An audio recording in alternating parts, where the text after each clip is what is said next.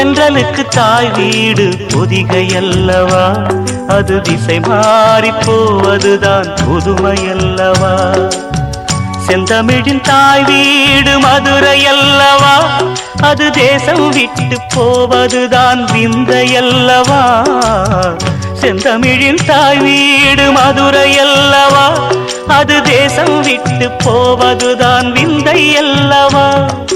இன்னும் சொல்லவா, சொன்னால் துன்பம் அல்லவா, நான் இன்னும் சொல்லவா, சொன்னால் துன்பம் அல்லவா.